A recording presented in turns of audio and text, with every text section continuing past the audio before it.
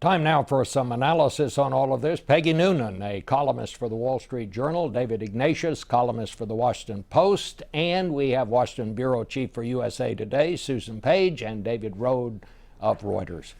Peggy, you said you found Secretary Panetta's book obnoxious. Yes, I did. What did you think of his performance today? Non-obnoxious. Actually, I thought he said something important that gathered together some thoughts in his book, and he said words that I think are going to prove to be memorable. A president needs the heart of a warrior. A president needs someone to feel passion and execute plans in a very personal and on-the-job and focused way.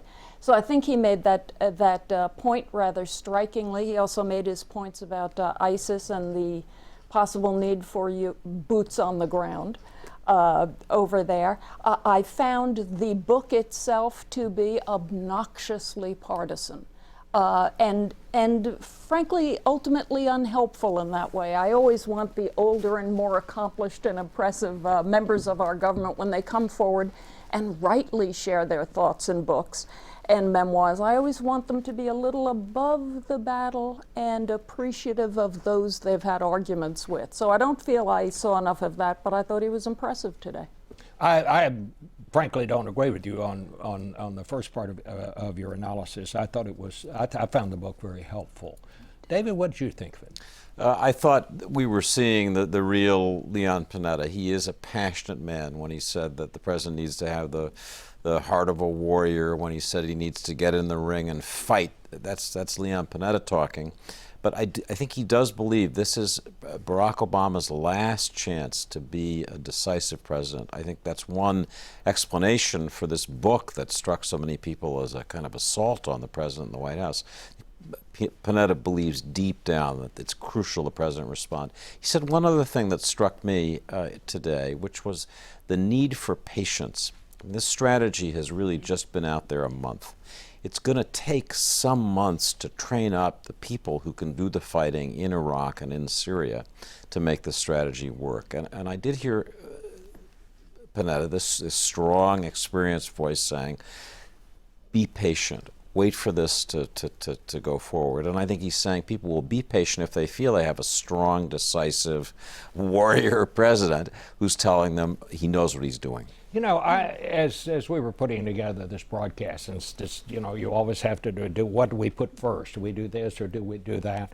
And it occurs to me that both of these stories are really about national security in a very different way, but really both about the health and security of the American people. And, you know, I think both these stories, the Ebola virus and the threat from ISIS, are feeding into a sense that a lot of Americans have that the world is not only a dangerous place, but that the government is not competent to handle it. I mean, even the Secret Service controversy, I think, contributes to that sense. I think that's a very dangerous thing for President Obama, the sense that his administration is not competent to protect the American people. That is the most fundamental job of a U.S. president. And I think it's a big factor in the midterm elections. I think it is increasingly, and that set of issues are contributing to a sense that Republicans in particular are trying to tap as we go into these final weeks before the election. Do you get the sense that maybe Congress ought to be in town dealing with all of this? I mean, people say, well, it's an election year. I always go back to 1964. They did some pretty important things in 1964, including passing the Civil Rights Bill.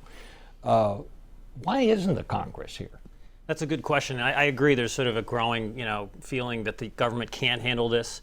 One other trend that we saw, we just did this special report this week at Reuters, the White House is centralizing decision-making. We looked at Syria, but it's happened, and we talked about this earlier, both Republican and Democratic presidents are trying to control things. And you can't do that in a world where in one summer you have an Ebola crisis, you have the Russians going into Ukraine, and you have this new crisis in Syria. You've got to delegate to the CDC, the Pentagon, Secretary Panetta, and the State Department more.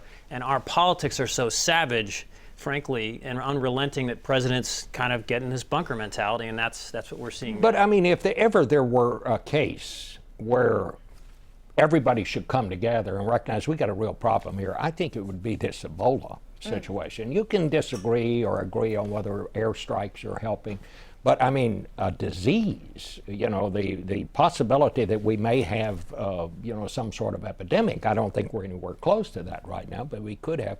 One would think that is where the two sides would come together, Peggy. Yeah, it shouldn't by any means be a political argument or a partisan one. Susan mentioned the word competence, that there's an anxiety about the government being competent to handle these real assaults, Ebola, ISIS, etc. It seems to me part of the competence question is connected to the word candor. I do think the American people hear the government talk, and it incessantly talks, and it talks in a concentrated way from a few people in the White House as they hold on to their sort of concentrated power. But there is a lack of a sense in so many of these stories that you are getting it straight, that they are telling you really what they know, that they're telling you what you can do. There's always a sense, especially with the Ebola thing, that they're trying to keep you calm. And it has that patronizing sound of, we don't want you little people to get nervous. Look, nobody wants the American public to get nervous, but we would all be less nervous if we had a sense we were getting it straight from our governmental bodies. I think people do want to hear the truth. I'm struck. I read something this week that said the virus is multiplying on virus time. It just grows exponentially. It's 1,000, then it's 2,000, then it's 4,000, then it's 8,000. And our response is growing on program time, on bureaucratic time, on political time.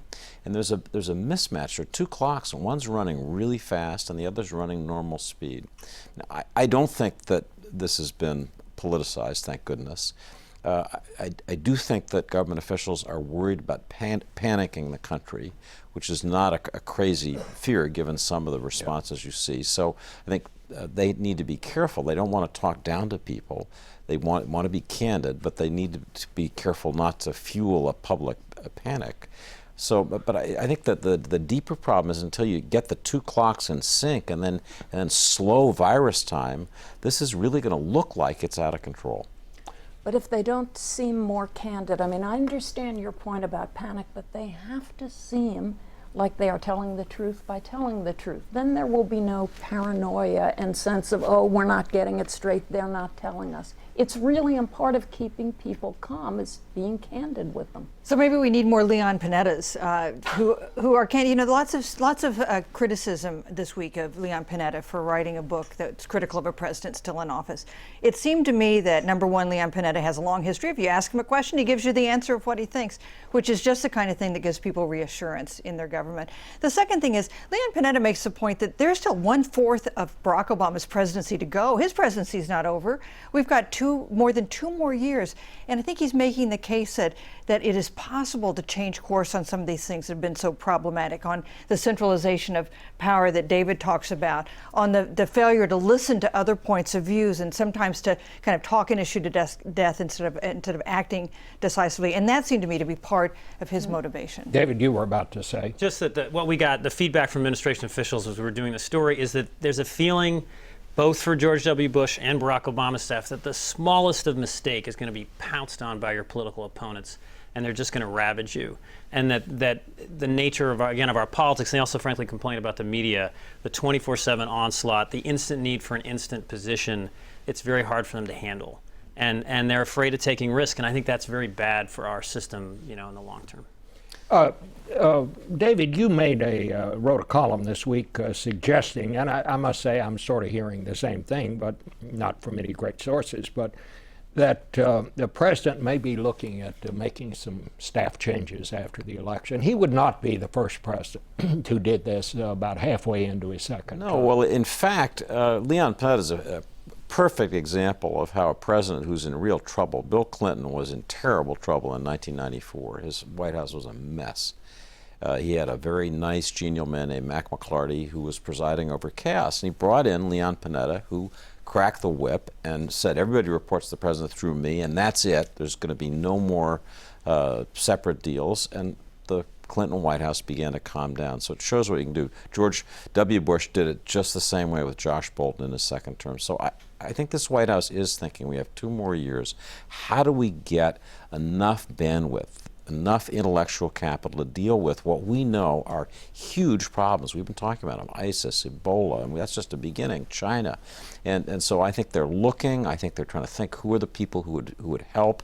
Bringing in General John Allen, a retired Marine general, widely respected, is described to me as the first sign of what you'll see a lot more of after the November election. And we would also add that Ronald Reagan made some significant changes in his White House. Wholesale, during and after Iran-Contra, oh my goodness, everybody got canned, and very serious and substantive people took their jobs, and these were people who could push back very seriously against anything they didn't like. I understand what everybody's saying about maybe the president will make personnel changes. I rarely disagree with that, but my sense is, as David says, if you don't change the procedures that are not working, it's not going to matter so much that you What do you have mean? New people.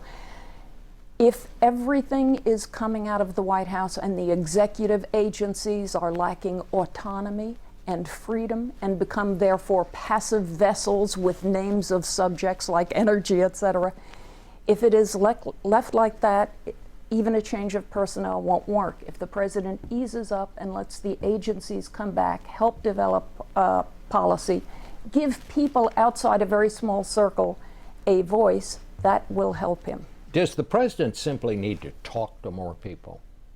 I think he needs to talk to more people, and he needs to talk to more people who will talk back to him.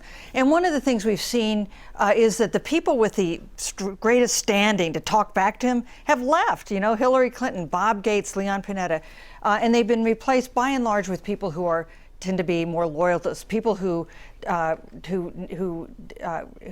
stature comes from him. So I think they make them more reluctant to disagree with him when he might be considering a big decision. And you know, besides the problems he's facing, he's going to have a different Senate, a different Congress, most likely after the November midterms. He is likely to have a Republican-controlled Senate, and that's going to be something I think that propels as well changes in the administration to try to make these last 2 years something that really counts. Well, let's talk about that a little bit. You agree? Yes. Republican-controlled Senate? I think George W. Bush got shellacked in the 2006 election and made major changes as well. The president needs to talk to more people. He also needs to delegate more.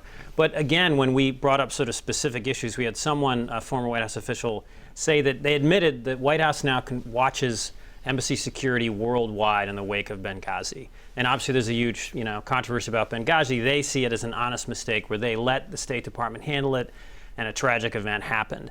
And they said, we cannot delegate. But I think they need to delegate, and they need to sort of fire people if things go wrong. The president's been hesitant to clean house. He should delegate and remove people if they don't do their job. Quickly, David. I think the president will be wise to bring in some prominent Republicans among the new talent that he brings in after the November elections.